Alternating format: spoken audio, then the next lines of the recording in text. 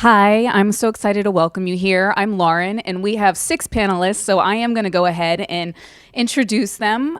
First, we have, you know her from Deadwood to Sons of Anarchy to Ray Donovan, and an amazing film resume as well. Please welcome Paula Malcomson.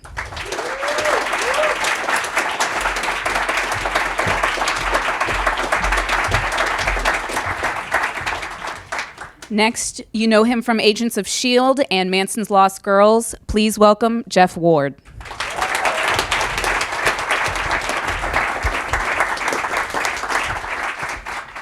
Next,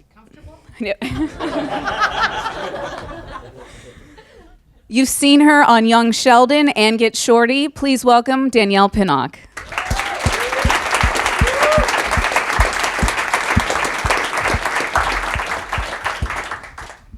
You've seen him on many different things, most notably a series of unfortunate events and Stranger Things. Please welcome Matty Cardarople.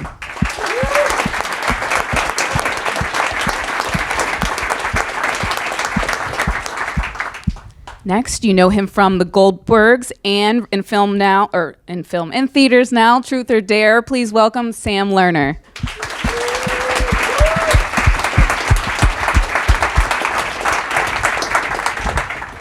And last but not least, we have from The Crossing and Vice Principals, please welcome Marcuis Harris.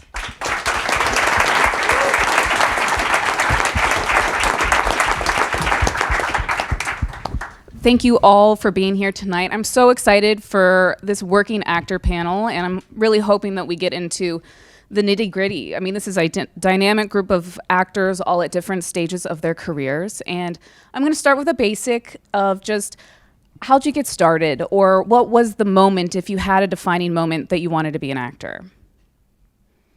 And anyone can... I got fired from my job at the W Hotel. I was managing here in Westwood. And I moved to New York, obviously, to pursue this dream. And I got stuck in that job. It was a really good job. And if they hadn't fired me, I would probably still be working there now. I mean, it was that good a job, but I realized it was a blessing, you know what I mean? Because it forced me to do what I came here to do. And a month later, I booked my first gig in LA, the S.H.I.E.L.D. And from there, well, the rest, as they say, is history. So, yeah. Thank you.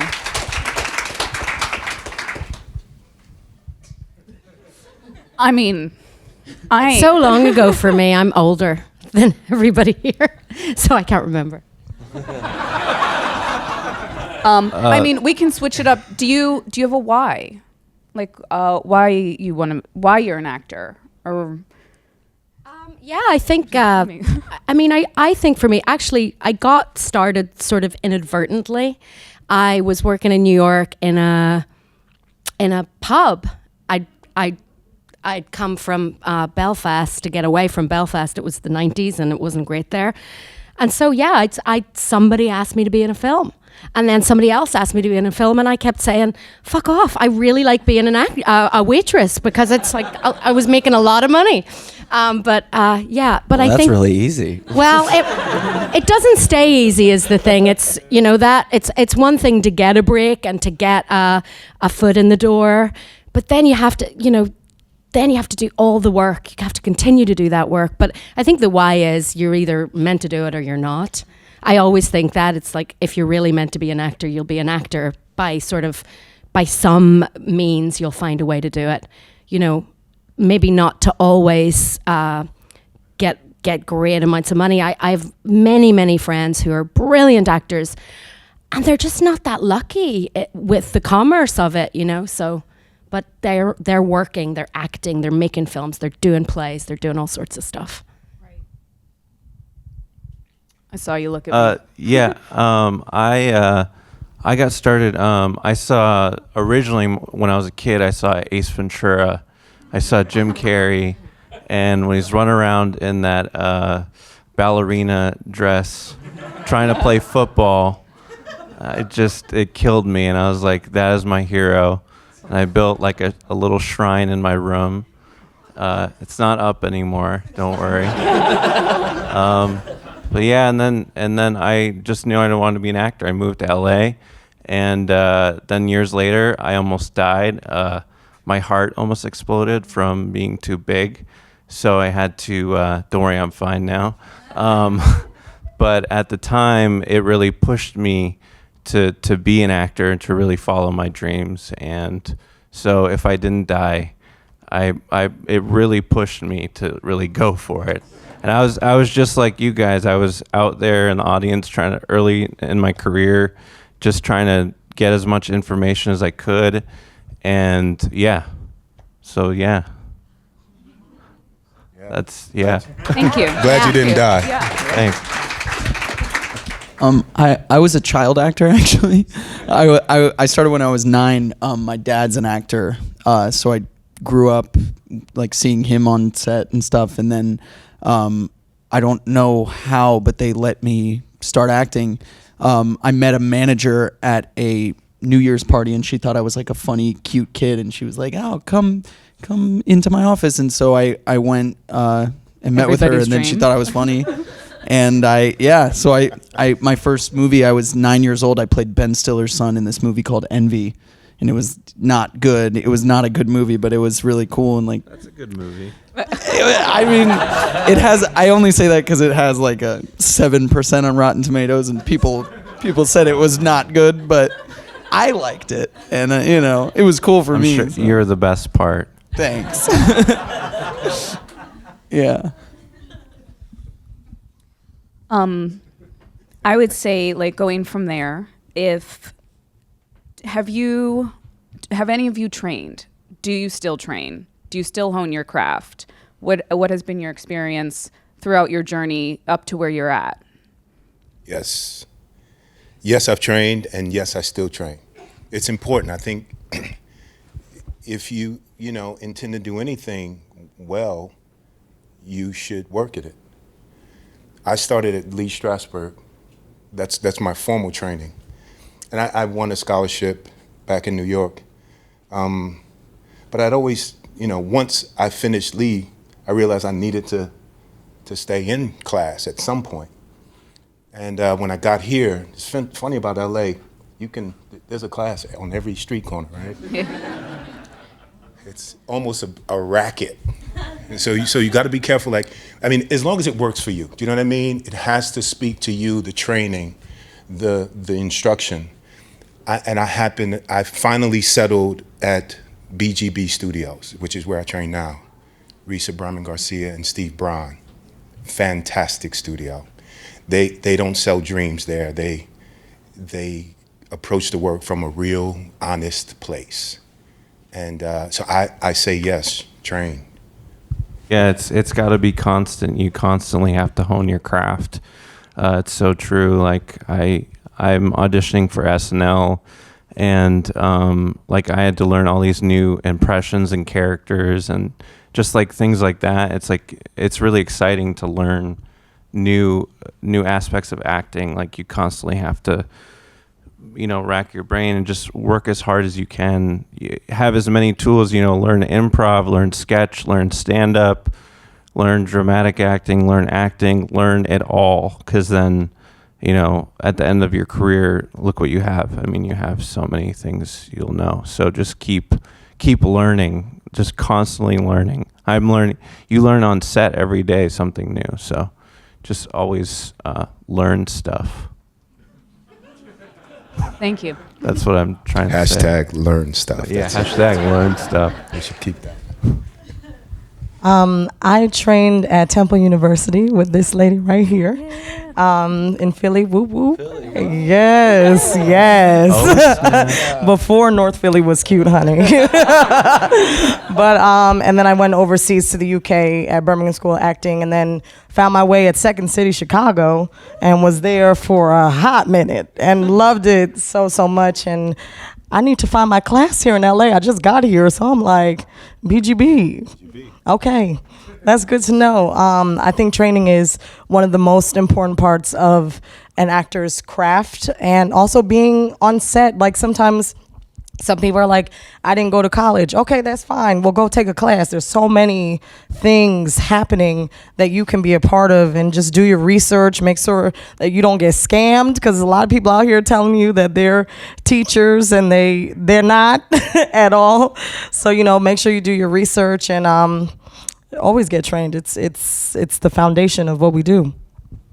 And always get coached for an audition, because you have the advantage. Even if it's one line, you always want to be you want to be better than everyone else. That's the goal. And so yeah, do that. Get coachings and stuff.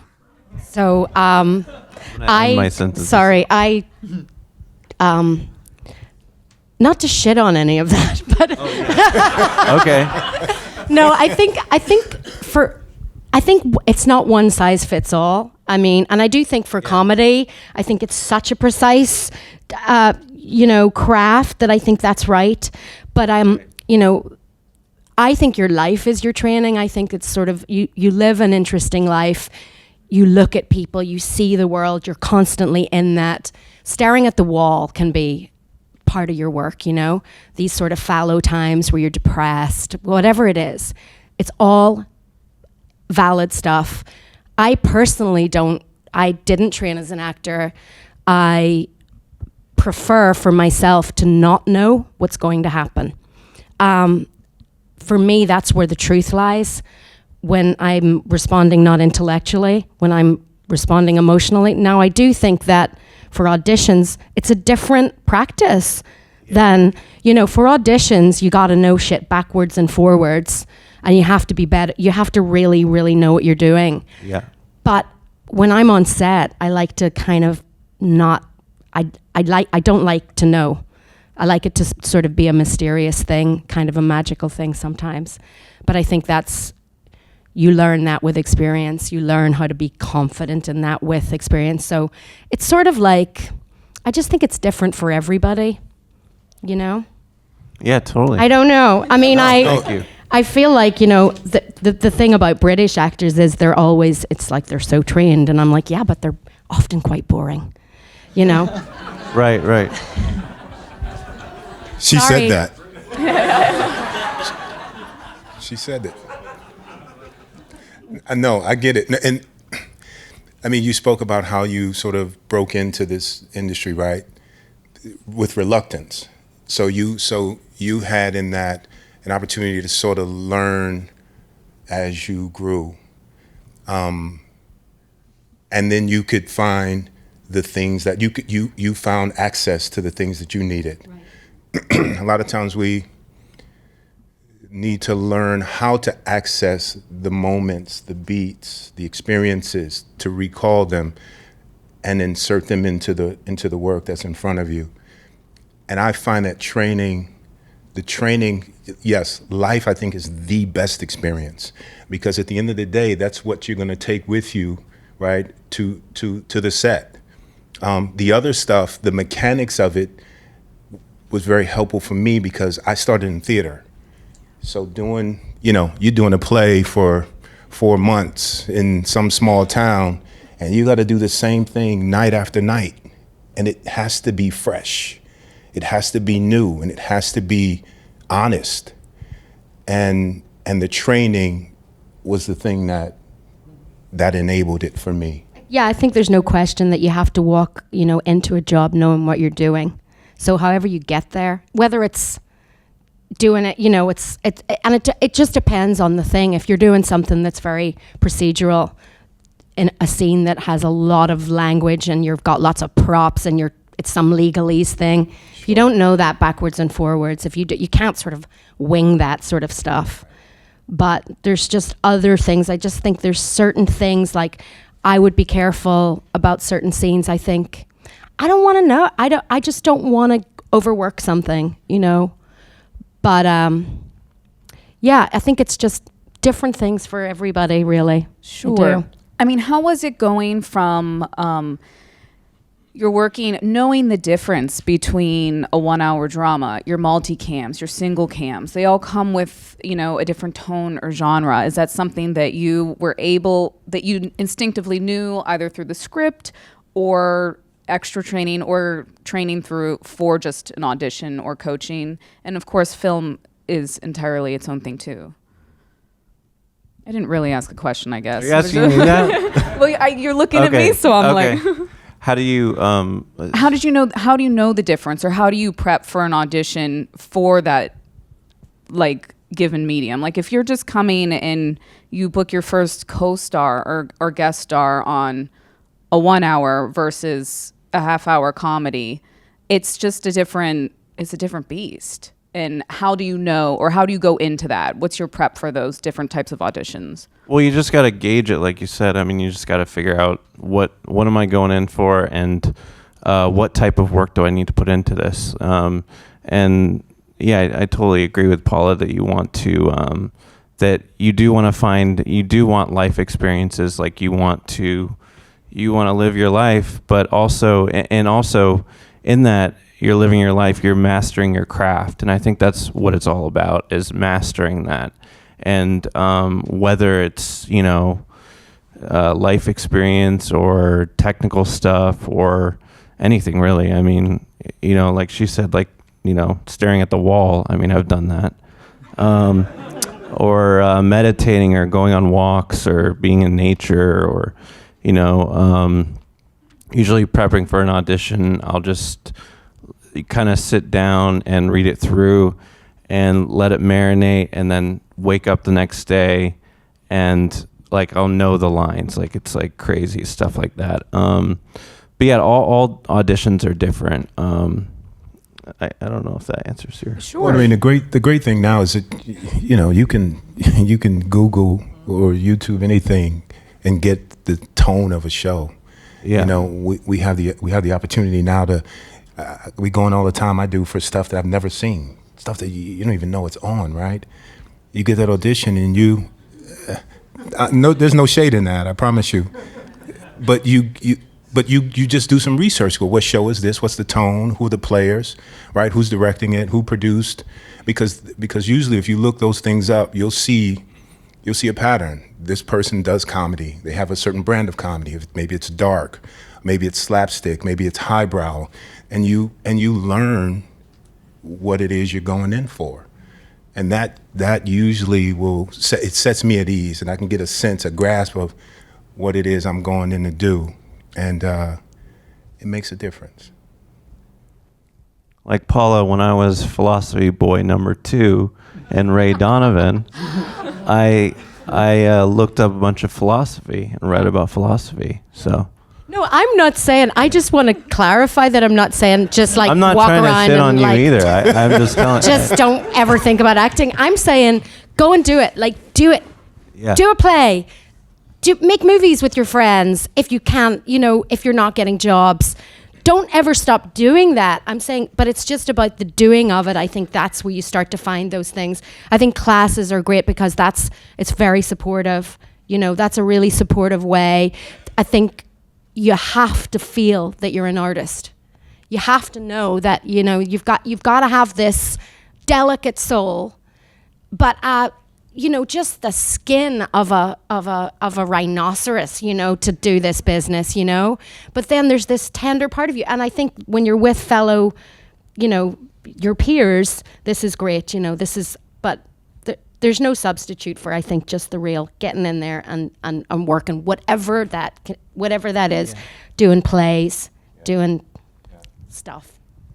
I mean, I think just to cap on that note, class for me was a place that I could fall down and gain my confidence, because it's a daunting task to walk on a set with people you've probably admired, you've seen their work. It's very intimidating, and you need to have. I mean, usually it's the confidence that gets you the role, right?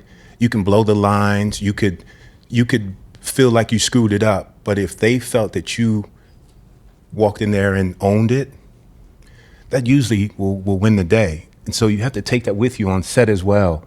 And class, I found, is a place where I could gain my confidence. I grew a pair in class. You know what I mean? I completely agree with that. I've been more afraid in class because it's like my peers than ever on a set in my life. So like I think it's a great place to practice for sure.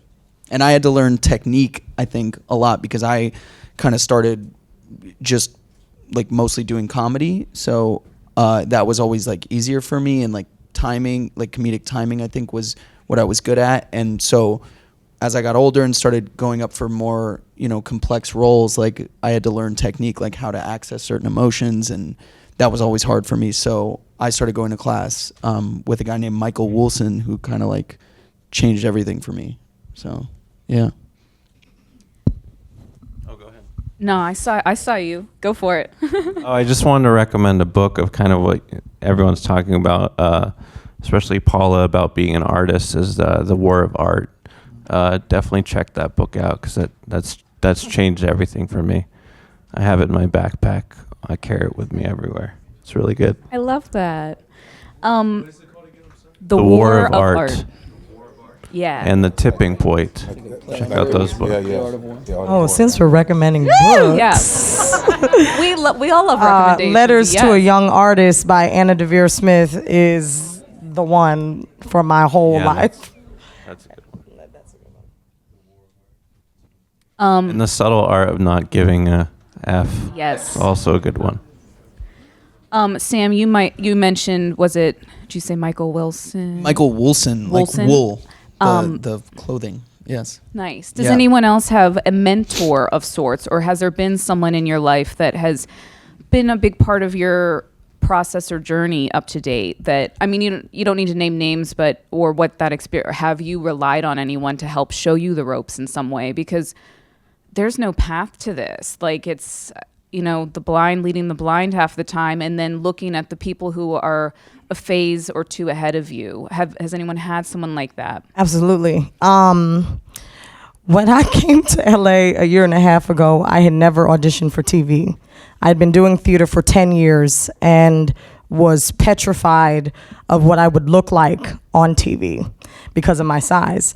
And my agent in the end of 2016 was like, you know what, try it, see what happens. Let's do an audition. And my third one, I was just doing me. I didn't have no classes. I was just going from my theater experience and technique, and I was probably doing way too much. But I said, you know what, let me just do me and see what happens and work on it organically. In my third audition, I screen tested for HBO. Yay. So that job was that I didn't get the gig at all. And I was like, okay, I don't know what any of this means, but a black car just picked me up in my little hood in Chicago, and TV has a lot of money. So, because I've been doing theater for the love of theater. For the love, honey, in closets when I tell you. But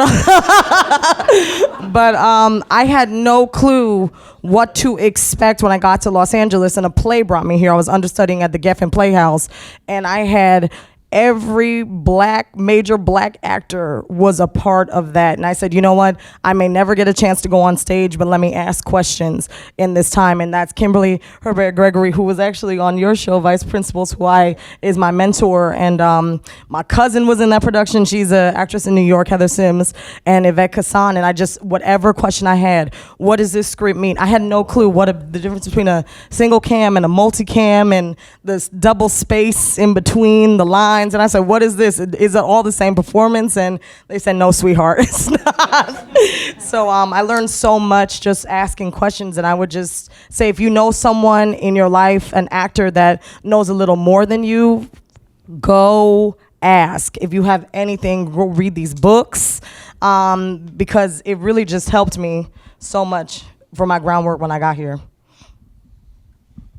Thank you. Yeah, thank you for sharing that.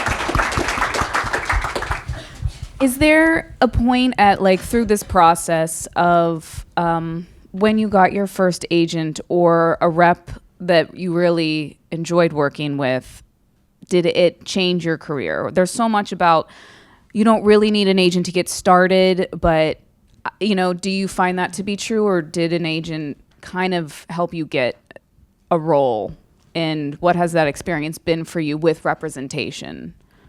For me, it was I'm with Lemon Lime commercially, and they recommended me for my manager now, who's Entertainment Lab, And I had managers before that, and just nothing was happening. And then finally, I got with these guys, and it just clicked. And it was like, yeah, the young guys, they're hungry, they get me. And also, before that, I'd also been working quite a bit on my brand, like knowing who I am.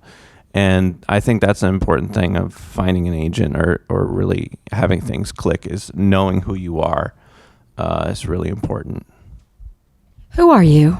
I'm Matty. I'm an Aquarius. Did any of you struggle with getting an agent to begin with? Oh God, yeah. It's so hard, yeah, for sure. But you know what? When the time is right, it'll happen. Like, that's what you got to remember. But yeah, I had cold calls. I would do things like put my photo on a cake and my headshot on a cake and go into a talent office and drop it off. And did it work? That did not work. So don't try that. That's so true story. so funny. Yeah. True story. Did you do anything? I didn't do any other food objects. Okay. No. All right. Maybe I should have. Right. How did you get your first agent then? My first. Well, it's funny because I'm with CAA now, and like years ago, I was making a pilot with my friends, and one of them where I was trying to go to the CAA offices with this cake of my photo, I immediately got kicked out, and then years later, because I went there, I was like, I'm Matty, I want an agent. Here's a cake. And then years later, I happened to get a referral from a really good friend, and at CAA, and they were like, they knew who I was. CAA knew who I was. They knew my work, and that's something I've been really working on. Is I had this thing in my head like, become known.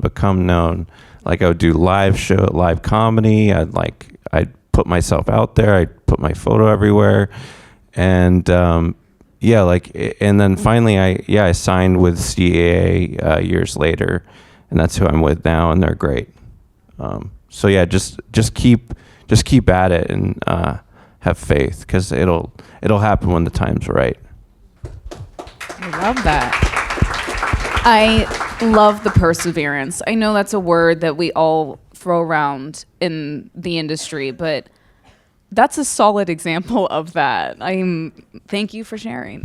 You're welcome. Did anybody else do anything strange? It just happened? No, not that. I am in Stranger Things. Yeah. Nice. Has there ever been a time where you were surprised you booked a job and you yeah. All of them. Listen, my first TV job in LA was This Is Us, and I've had some very weird auditions since I've been in LA, and my grandmother had just passed, and I had to go back to New Jersey for the funeral, and as we were on, literally, I just finished packing my bag. My manager called me and was like, hey, so I'm so sorry that your grandma passed, but can you send in the self-tape real quick for This Is Us? So I said, oh my gosh. So I was like, y'all so reckless out here.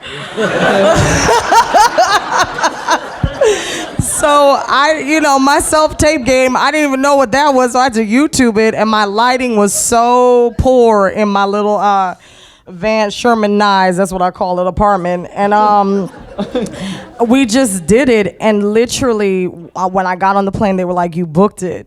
And I've just had these weird, my young Sheldon one, it was the same day. I had 1 hour to prepare for the audition. I didn't even know what I was going in for. They just said it was Untitled, Chuck Lorre. And I said, okay, cool. And I didn't, until I booked it, I didn't even know what the project was until the read through. And then I saw Jim Parsons and all of the Big Bang Theory cast and Ian Armitage, and I was like, what's going on in LA? Nobody's telling me no information out here. But yeah, my auditions have been a little offbeat, but I'm thankful. I had a crazy one for S.H.I.E.L.D. I went in for this part, and it was going to be 8 episodes, and I really liked the part because they said it was like Han Solo, and I was like, yeah, let's do that. So I went in and I worked hard on it. It was this big monologue and all this stuff, and I did the audition, and she was like, cool, read for this other part though. And I was like, yeah, okay. I worked hard on that one though. And she was like, yeah, let's read the other one. So I looked at it, and it was significantly shorter. And I was like, well, okay. So I was like, no, it's still fun. There's still something to do with it. So I did it in the hallway, and then I came back in and I read that. And I was kind of like down and out because I hadn't worked in like 8 months, and I was like, going on so many, and you just get so many no's and blah blah blah. And then I got that one, and I was like, okay, cool. I was like, and they were like, it is it's gonna be 8 episodes. This is 1 episode, and it's 2 days, and you die. And I was like, well, that's different. And so they were like, okay, we'll just do it. So they called me, and they were like, do you want to come to the table read tomorrow because it's the season premiere? I was like, okay. And I went to the table read, and as soon as I got there, and I was like, oh, I messed up, because if I'm bad, I can get fired. If I didn't come, they can't fire me. So I was like, why did I do this to myself? But now I got there, and since it was the premiere, there was all these people from Marvel and ABC and like all these people that aren't normally there. And I was like, well, this is a good decision. And so I did the table read, and it was still a really fun part, so I got to have fun with it, and I did it, and it ended. The episode ended, and I was like, who's playing the Han Solo part? And it was one of the showrunners, and I was like, oh cool, some famous guy couldn't even be here. He was too big. And I was like, I'll just play my part where I die. And but so I did it. And everybody afterwards was like, good to see you, I missed you. So I was like, I'm gonna get out of here. So I left, and as I was like going to get my, I was going to open my car door, and a voicemail popped up on my phone, and it was one of the showrunners, and she was like, actually, will you come back in an hour and read for that part again? And I was like, yeah, okay, that was a week ago, but sure. And I did, and I ended up getting it, and it ended up going all season, and it's turned into the biggest job I've ever had.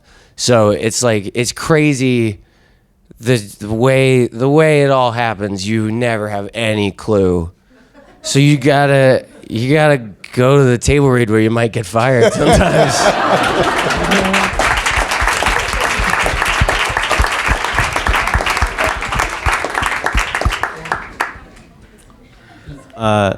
I got a really big job by just Facebooking a director. Wait, did you say Facebooking? Yeah. I love all these things that you're doing that they tell us not to do. Yeah. You probably shouldn't do this stuff, but it was like years ago. I wasn't booking any jobs. I was like praying for a job, eating Cheerios, and I don't know if they were Cheerios, some kind of cereal, and I didn't have a job, and I was like, man, what? Like, I got to do something, and like I went on IMDb Pro, and I saw all the movies that were being made, and I was like, Jurassic World, that one looks good. I'm gonna try again on that one, and I looked up who was directing it, and I saw, and I was like, oh man, I'm a fan of his work. Colin Trevorrow, who made a lot of really great films. And I looked him up on Facebook. I was like, oh my God, he's on Facebook. Should I message him? And I had done a film before that, Dumb and Dumber 2, so I did have some stuff. I had a reel, and I had some good work, and I knew that I was ready. And I Facebooked him my acting reel, and I am a huge fan. I told him, and then like 2 weeks later, when I was eating my Cheerios, I got an audition for Jurassic World, and I went and got coached for it, and I booked it, and it was crazy. And All right, everybody. So, Coach, don't listen to me. I don't know what the hell I'm talking about. Clearly. So, yeah, I mean, the thing about that is you have to be professional. You can't keep bothering them. If they don't respond, don't keep messaging them. I mean, there's a kind of a line you want to not cross. So yeah, I recommend think outside the box of like how can I get a job. So a cupcake, not a full cake. Just Cupcake. A little bun. Start small, work your way up. With a thumbnail photo on it, maybe. I've done that too, sir.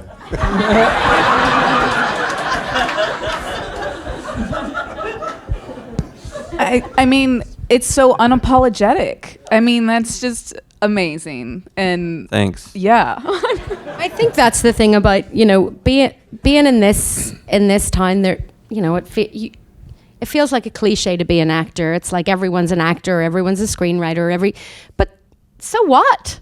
And the thing is that it's you'll make yourself feel that way, and other people will make you feel that way, and so that's the constant battle, is to say no, push against that, and say no. I'm really, this is what I'm going to be doing.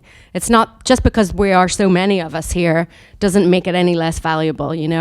Some of the best, some of the best actors in the world are here in Los Angeles, and it's where everybody wants to come and be. But yeah, I think that's the thing. It's like, I think if I have any regrets, it's that I wasn't actually more brazen.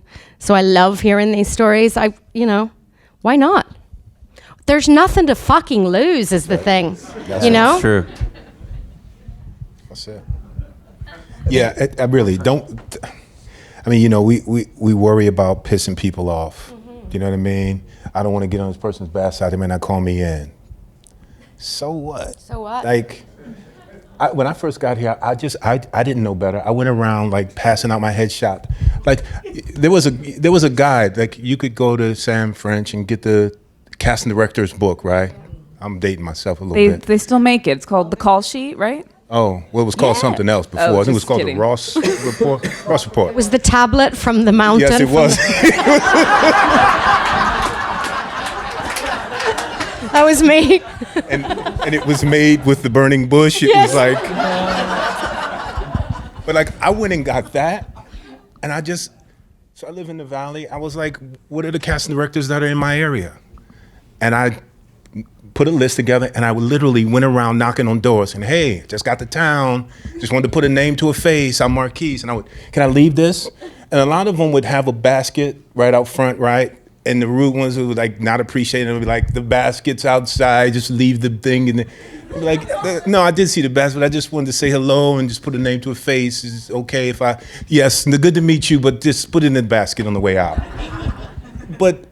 And incidentally, when I booked the S.H.I.E.L.D., it was as a result of me doing that. I didn't have an agent at the time. It was just something that had paid its full circle. So do it, right? The most they can say is, I'm pissed off that you did this, but they will remember you. You didn't get that job with the cake, but they remembered you, I'm sure. I did actually bring Judd Apatow a cake years ago, and I actually ended up booking a job with him recently. And The cake I works, told him people. The cake story. The cake thing works. The cake does work. Truly.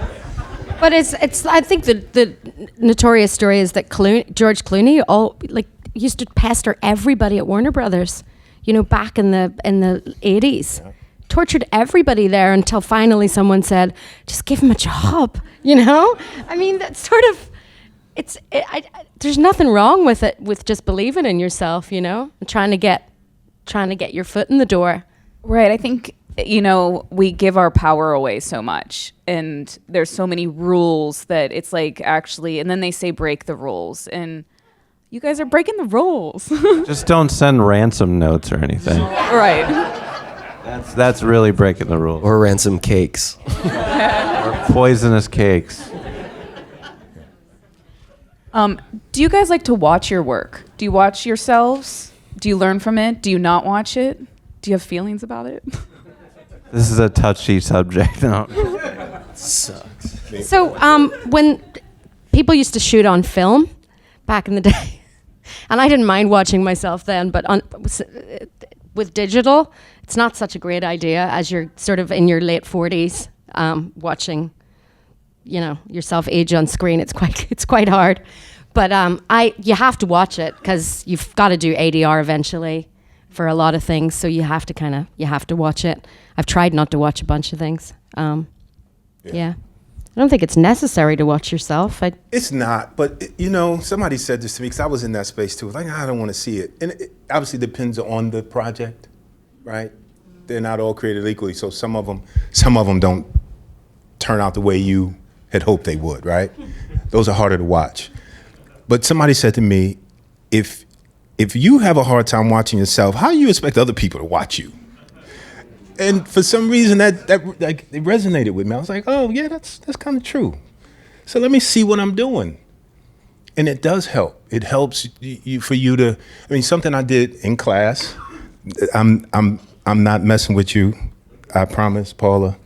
But class. I feel like every time someone said class, coach, I'm looking down.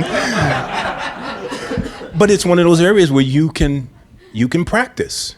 Do you know what I mean? You put yourself on tape, and you can see where your quirks are. You can see where your idiosyncrasies are. You can see the twitch and what your good side is. Do you know what I mean? Like that. That's a thing. And so now I watch myself. And The Crossing, Monday night, 10 o'clock. I'm so proud of it that I can watch it. I can watch it and be like, oh, that was nice. And I'm not being narcissistic, I promise you. Not just me. Like, it's a good show. Do you know what I mean? So I'm enjoying the show as a fan. And so it's nice when you put up some work and you're like, oh, that turned out nice. And it's not hard to watch. Yeah.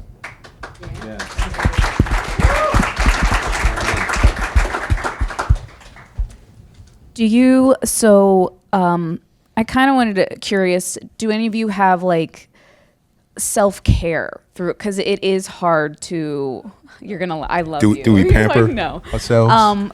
Because this is hard. Like, how do you take care of yourself through the process of the ups and downs? Do you take care of yourself? I mean, like, is there, or do you have any like rituals or pre-audition rituals?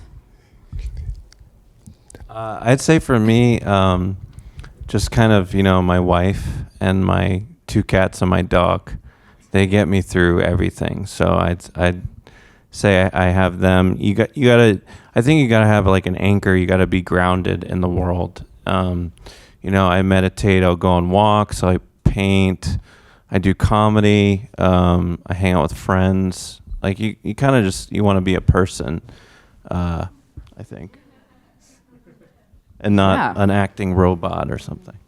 Yeah, you absolutely had to sometimes take a cool 5 out of the industry and get some friends that are not actors, I would say, because everyone always wants to know, what are you doing? What are you booking? Who are you taking your headshots? Yeah. And I'm like, sis, can we just talk about what happened on like First Wives of whatever, the Hollywood shows, whatever's going on reality TV right now. But I just started running recently and ran my first 5K 2 weeks ago, and it was the bomb. So I'm definitely putting running in my self-care ritual, but I go to therapy, y'all. Like, my therapist is the bomb. Dr. Once a Rhonda. week, you gotta go. Once a week. I don't miss that appointment. She is everything. And I mean, this industry is so hard because you are hearing no all the time. It's just like no until that yes comes and you're like, yes.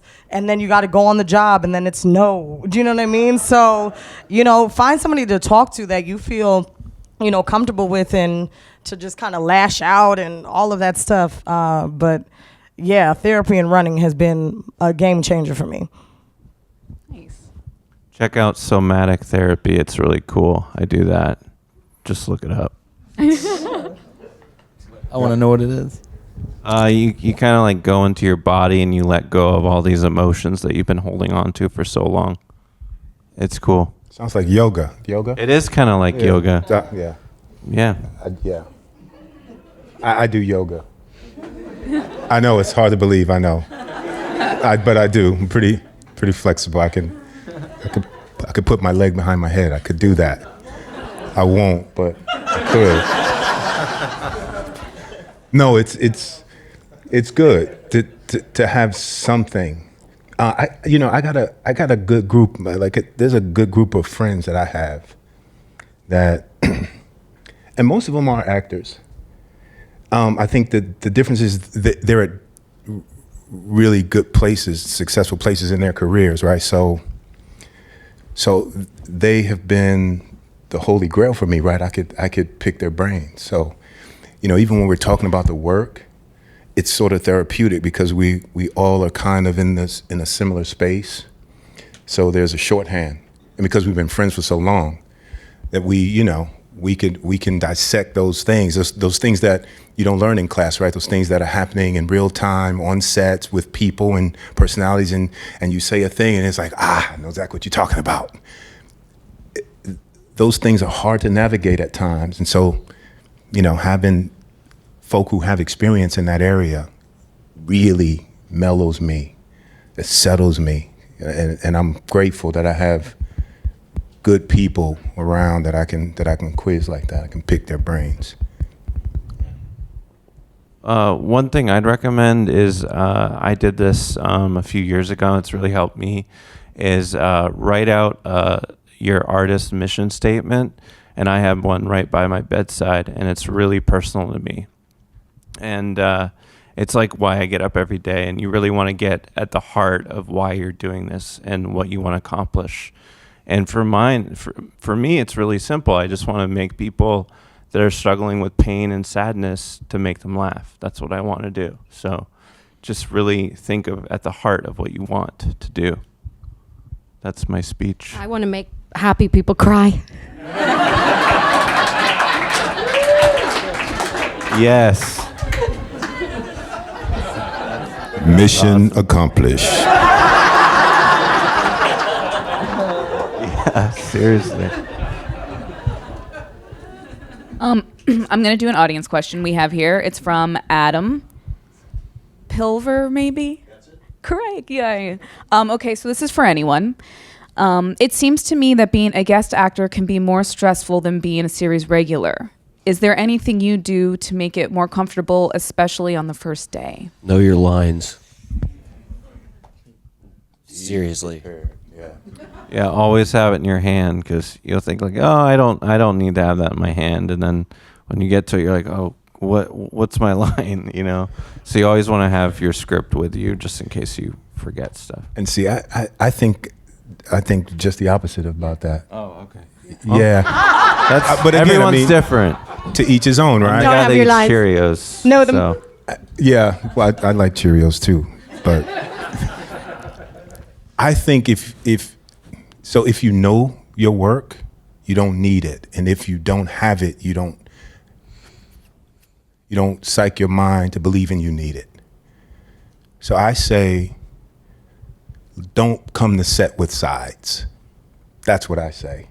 I say know your work, because the people you're playing with, they see that, and that instills confidence. And then you can play. And then you'll find that people aren't as worried about you as you think they are. They actually are more generous. And then you can have a good time, man. You really can. So, Yep. yeah, I Absolutely. find that to be true. I think you just walk on the set and pretend it's your show. Yeah, so. Oh, man. The thing about playing a guest star is oftentimes the story is about your character for that episode or some part of it. So all the energy is around that. So and I think it's very much about being incredibly professional, trying to remember people's names. That's really good, you know, but not just knowing your shit backwards, inside and out, you know, and whatever, and also being flexible enough that if anything throws at you, because I know for me being I try to be very aware of guest stars that come on to shows that I'm on and be very thoughtful in including them in the process. But we're moving fast and we're changing a lot of stuff as we go. You know, on set, we're changing lines, we're doing a lot of stuff. So there's, you know, it's that flexibility as well of knowing your stuff, but also being able to not go like, oh my God, this is what I had in my mind, you know? But I think it's just trying to be easy with it all, you know? Just trying to kind of, like, it's a job, it's your job, you know? It's not the end of the world, you know? And just have a good time. And if you are really nervous, you can share that with the person, and hopefully you have a human being that you're working with. It doesn't always happen, but, you know, we all know that there's not every actor in this town is the nicest, but most of them are, you know? Yeah. Thank you. Another audience one we have from AJ Billions. Cool name. When working with an established star, what is the best advice they've given you that you've implemented, if any? Or have you worked with someone that you've looked up to that has given you advice? This December, I got my first job without auditioning, and I didn't know what it was for. Until the casting director called me and said, listen, don't even tell your agent. You're going to be on Scandal. And the reason it's so secretive because you'll be working directly with Kerry Washington and Viola Davis. These are two women that have been on my vision board for my entire life. And I was shitting myself. And when I got to, I didn't even know when I was gonna see them. And when I got into the makeup trailer, I thought we would all be in different ones, and they were both there. And I was like, hey, you know, just, hi guys. But when we got to set, the best advice both of them gave me was to stay and be myself. They were like, you will go far just being you. Don't try to be anybody else. If you know any other good actors, don't try to be them, be you, because that's what's gonna take you farther in this industry. Because they're both each their own individual actors. And you got Emmy nominated and Oscar winner right there. So, and they've been themselves, and they've had solid people around them, as you were saying before. And the biggest thing that they also told me was, like, know who is in your tribe, because a lot of times, it's sad to say, but some actors are just not happy for you, and you gotta kind of weed out who those people are. I'm a very gullible person. I'm from Jersey, but I'm like, I want everyone to be my friend. And they were like, sis, nah, not in LA. So know who your tribe is, but also know that you are enough, and you will take yourself farther than you could ever even have imagined.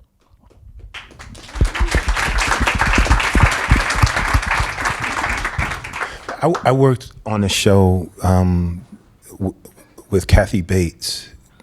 And she's one of those people who, you know, when you have an idea about a person and you hope that when you meet them that they live up to it. She is that. She's top shelf. And we were working on a scene, and I thought I was messing it up, but it just wasn't coming out right. And we probably had done maybe 7 or 8 takes. And she said, she turned to me because she could see the frustration. She said, it's not you. She said, it's the scene. I said, oh. She said, yeah, hold on. She went to David E. Kelly. She said, this scene is not working. It's the scene. We stopped. They went and rewrote it. And while they were working on it, she said, I'll never forget this, she said, the problem with TV is that we don't rehearse. We rush. They spend way more money on this production than they're prepared to do, right? So speak up for yourself. Say it. The most they could do is get upset with you, but you gotta feel better about having said it than not. Because the worst thing you can do is go home and go, damn, I blew that moment. It didn't turn out well, and I knew it wasn't right, and I didn't say anything about it.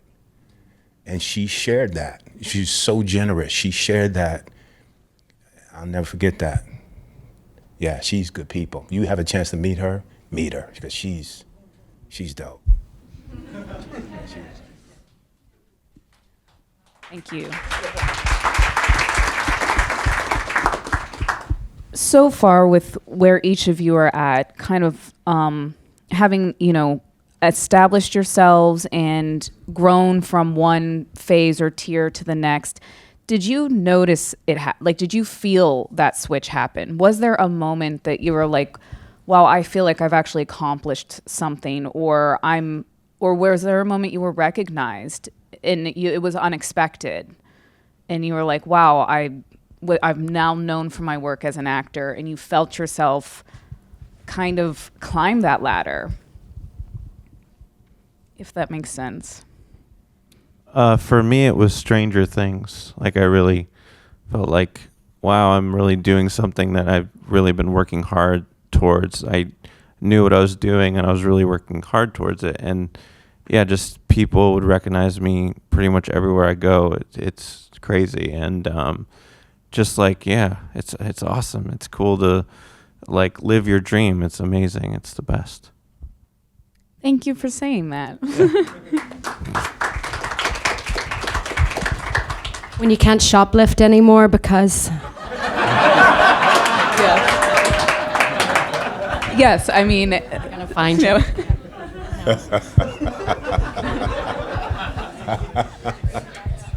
Let's see. Let's do another audience one. Let's see.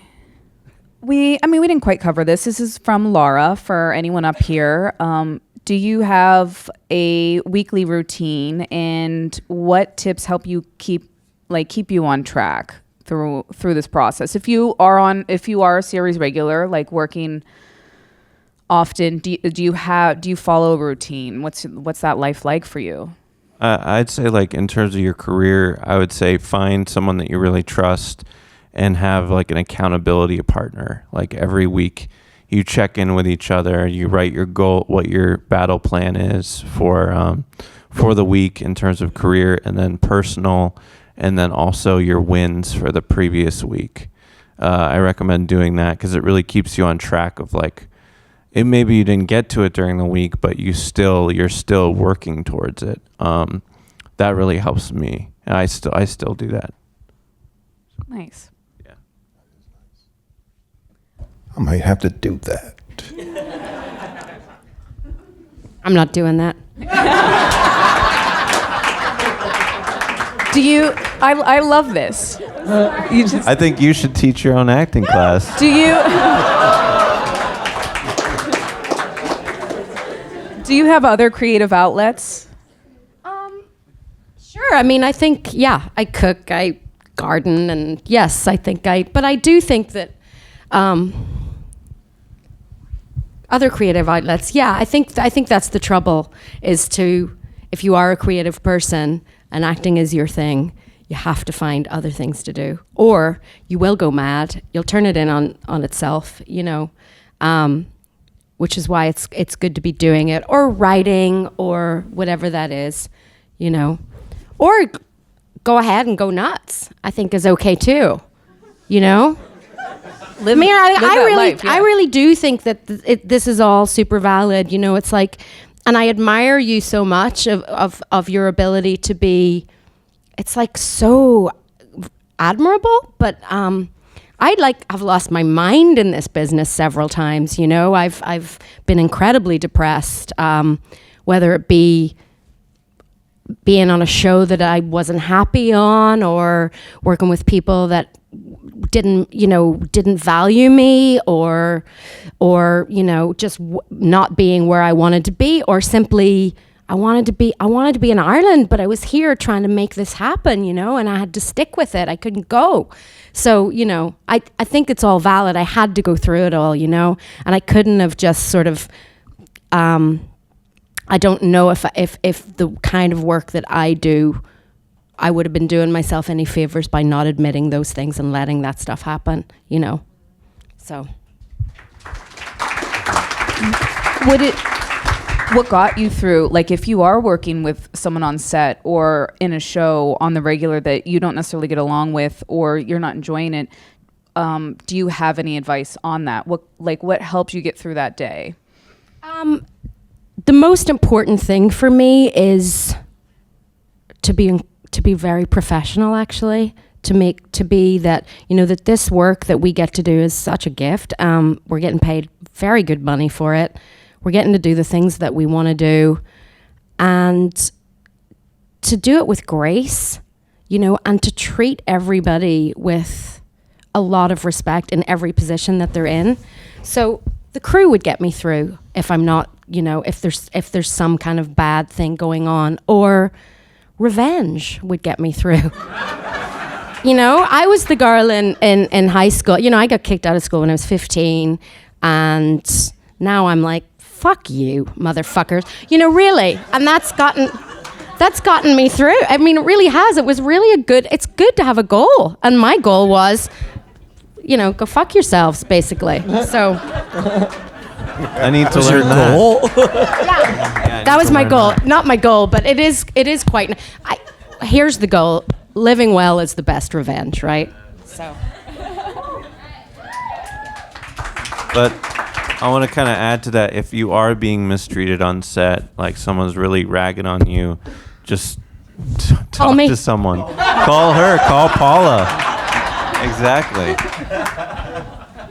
Yeah, just speak up, because it's. I just think it's not as, it can be more subtle than that. It can be just a sort of, you know, it can also be playing a character who, you know, doesn't have a voice that you would like them to have, or. I mean, I just played a character who died, so I had to die for like 6 months. You know, I had to be dying of cancer for 6 months. That's hard. You know, that's really hard, you know?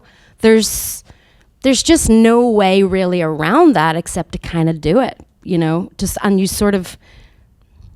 just go through it. I don't mean you physically die, but there is this... You don't train. That's just, you die. You die. Yeah. Well, yeah. Yeah, but you know, but you see it in the performance, and you see when people come up to you in the street and are hugging you, because this is a great responsibility to play someone who dies of cancer. It's an enormous responsibility, and you don't take something like that lightly. So I think if you're doing it right, it does have to hurt a bit, you know. So, yeah. And I think, yeah. I think that's just true about the work we do. You know, it's often made light of. You know, there's an actor, a dime a dozen, and that's probably true, but it should not discount the work that we do. You know what I mean? Some of us are doing it for very important reasons, and it affects. It really can affect change. You know, that's my mission. Right, you know, my vision board is lit up with Christmas lights, but it's you know, I got into this work, and it was a bit of reluctance as well, but I realized that this is a medium that you can reach the maximum amount of people and really affect change. You can change hearts and minds, and I take it seriously. You know what I mean? Where some people don't, and sometimes that creates a little bit of friction. But when I'm on set, I find that as long as I make it about the work, which should be everybody's goal, it's the great equalizer. Do you know what I mean? Everybody can look at that and go, okay, you can say what you want about anything else, but this person is serious about the work. And so that, I think, brings other people into focus. And at the end of the day, nobody can talk shit about you because it was always about the work for you. Thank you. I gotta know something. Paula, do you have a vision board? What do you say about vision boards? I don't say anything. I think they're great. Okay, cool. I just wanted to hear It's you like, say like. I have fuck. Pinterest. Is that the same thing? Pinterest.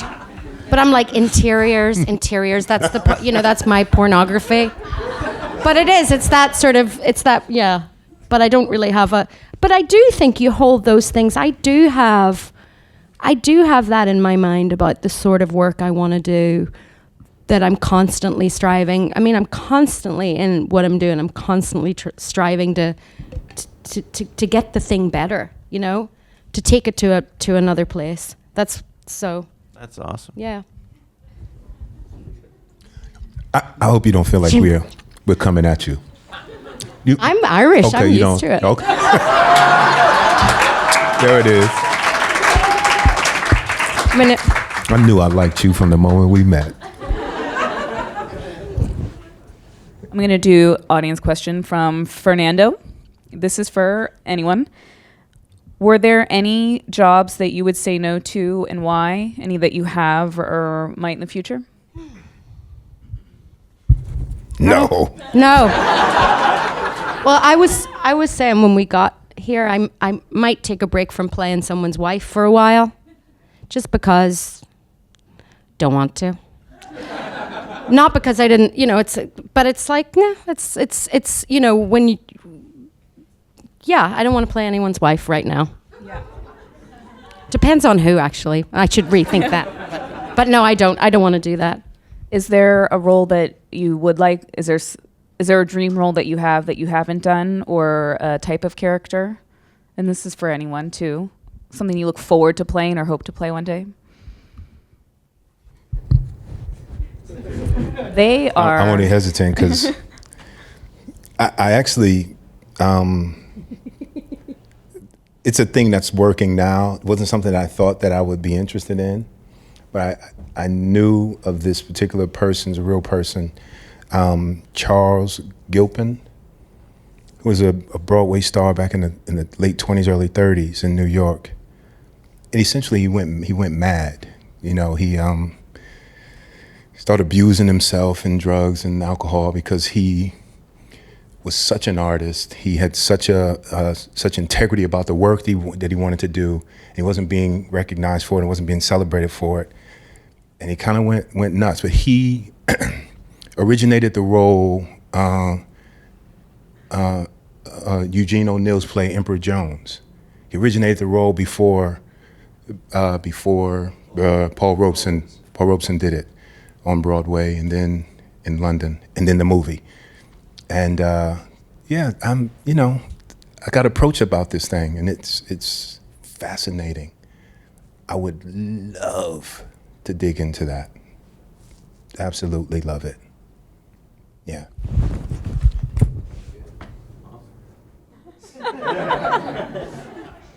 I'd love to play Nick Drake because I look like him. And I like his music. That's brilliant. I love that. That is amazing. Yeah. You don't know Nick Drake. Listen to his music. He's incredible. There is a question here specific for Sam. Were you originally hired to be Erica's love interest, or did it just evolve into the sweet romance it is now? And this is from Michael. No, when I came on the Goldbergs, it was actually a guest star, possible recurring, which I was going to say something earlier, but I didn't.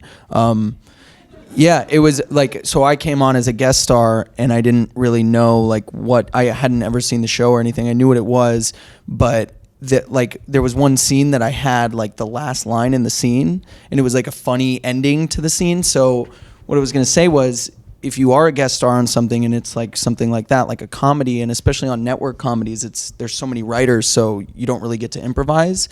I kind of was just trying little buttons on the scene at the end, and then slowly but surely my role started getting bigger on the show. It was recurring. I did 7 in the first season, and then it went to 16 episodes the next season. So I took that small kind of part, and I just kind of made it my own. But no, I wasn't supposed to be the love interest of the daughter on the show at the beginning. I was just like the son's friend, and then slowly they like developed this love interest where I was just in love with his sister, and then now like our characters are together on the show. And so yeah, it's been like really cool that happened. I didn't know at all, but yeah, I mean, I kind of just made it my own. Very cool. Yeah. And congratulations on that. You know, to Thank start going, you go in for a guest star, and I mean, that's like, we live to see that. And like, Yeah, it's hope cool for that because to I didn't happen. have to test for a network, which is crazy. Right. Like that's, I mean, I've tested a few times, and like I got some pilots when I was younger, but I haven't booked a pilot in like since I was a kid. So I hate that process. It sucks and it's really scary, and so I got to bypass that, which is awesome. Yes. Cheers to that. Hell yeah.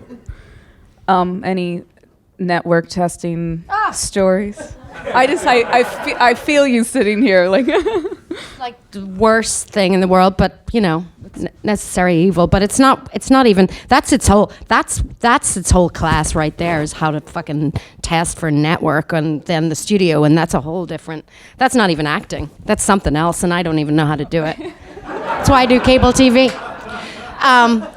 But yeah, no. But I think just on that point, I think that's the beauty of television, is that it can go anywhere. You never know where it's going to go. Yeah, right. So it's you go in and they start developing a character because it's interesting, and they can. And so I think that's the loveliness of not knowing where things are going to go on, you know, with a character. Anything's possible. And you can inform the writers. There's a way to do it. There's this kind of way to lead them, and they follow, and then you follow them. It's this nice dance, you know, it's sort of like co-writing. It's a great thing. But that's what happened with Sam. Yes. What would you say? We have time for two more. What has been most rewarding in your journey so far? For me, it's meeting you guys. Like, yeah, I was just like you, and it's an honor to be here. So just keep moving forward, and you know, they're going to be really hard days and just where you want to give up, but you just got to keep persevering and believe in your talent, and just keep moving forward. Be kind, be grateful, and just keep moving forward. So.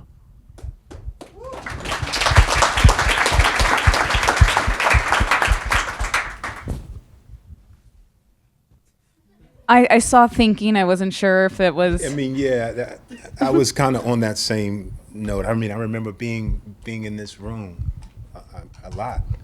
I would come as often as I could for cast director panels. I'm sorry. Yeah. Never get used to this. It's weird. Yeah, but I've been in this room for so many panels. You know what I mean? And so to be up here is really wild. To me, it's wild. That's why I keep messing up this mic, right?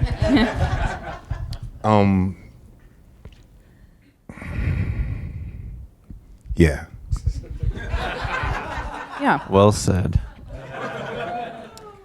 This is another audience one. No name listed, but what was your longest time between acting jobs, and how did you pay your bills? Or Mom.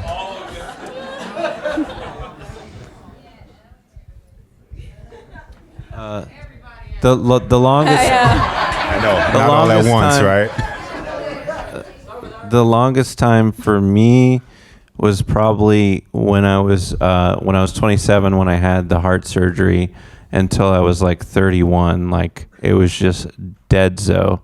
And yeah, like nothing was happening, and I was just like, what the hell's going on?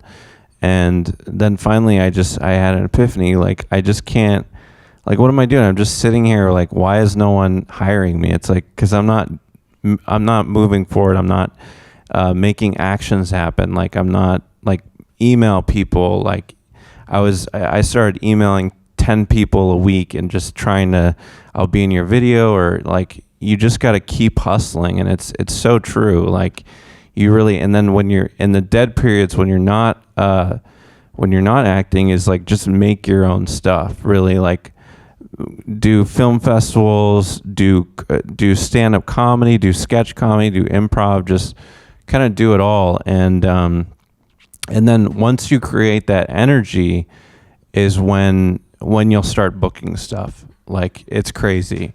Once you put that energy out there, it really comes back. The universe is cool like that. So yeah, just keep at it.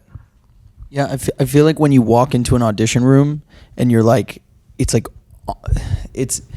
hard to explain. Like, when they can see how desperate you are for a job, it's like, as opposed to just like, hey, here's my take on this role. Like, you know, I had fun doing this. It was fun to act and prepare for this. So here's my take. If you don't like it, that's fine, and I'm gonna go do something else. Like, it's easier said than done, I guess. But like, I don't know. I feel like when you come in with that, like, I need a job, it's not as powerful to them, I guess. Yeah, you got to find the balance between caring and not caring. That's the key. I went 2 years with no work in Chicago because there were no playwrights writing for big black women, unless I wanted to be the maid, and I was like, I'm good. So I created a one-woman show called Body Courage, and that's how I got my manager in LA. So everything that you just said about creating your own work, and it was some cold times in Chicago. I was so sad not to be working, and I used to blow my agent's phone up. I'm so happy they have not dropped me, because I call them every single day. What's on the breakdowns? What's going on, y'all? I was sending my headshot and resume out, and no one was writing for me at all. So I decided to write for myself, and it paid off in loads in that show. I mean, I did that show around the world for 5 years and this is how I'm here now. And just been doing web series and created my own Instagram series called #booked. Go look at it online. But you know, you have to stay active, because you got to keep this instrument well oiled. You can't get dusty on yourself. Don't let it happen. It's true. I mean, because like there's a lot of no's in this industry, and there's a lot of in between time. So what are you gonna do? You got to create your own work, or not. Take a class, or not. Read a book. You know, go on Pinterest. You know, you got to figure out what that thing is for you in the meantime, and it's a lot of in the meantime in this industry. It is. I just want to piggyback on that. You gotta call it. You gotta be current with everything. Like, you really have to. If you have a headshot from 10 years ago, get a new headshot, because like that's why you're not getting called in. So, and you're real. Like, it can't be from 15 years ago. Like, you always have to be current. My headshot is so old. I'm now thinking about that. Okay. From when you started, or No, but I was probably like 18 years old, and I'm 25 now, so that's not good. I just think that knowing that the dry times are part of the career, that's just a given. The getting told no, you know, you do 1,000 auditions and you get one. You know, you learn how to do that. You have to do loads and loads and loads and loads and loads of them. And some people don't. There are the rare exceptions who come in and everything seems to go quite well, but it doesn't. I've worked with those people, and I don't know. I think there's something really, you know, it's very character building. It keeps you really knowing what you want to do. I think it's a very important part of it. Actually, I do. I did stuff, and then for 10 years, my work, it was kind of sketchy, you know, and I've been doing this for 25 years now. And for the first 10 years were fucking hard, you know, and I really do consider it a part of my growing up as an actor, and knowing what I was good at, and really refining that, and really that thing about knowing yourself, but knowing what it is that you're good at. in this business can get you into, like, you have to do that for a little while. You kind of get bored with doing that same thing, but then it'll branch out. Then it turns into other things, you know, but you have to know that you're the best at this. I think you're the best person for that job, you know? So. Thank you. And before we end, does anyone have anything in the pipeline that they're working on, or whether it's a personal project or? I'm gonna go to class. Not bad. Well, I want to thank you guys so much for coming tonight, and thank you guys for being an amazing audience.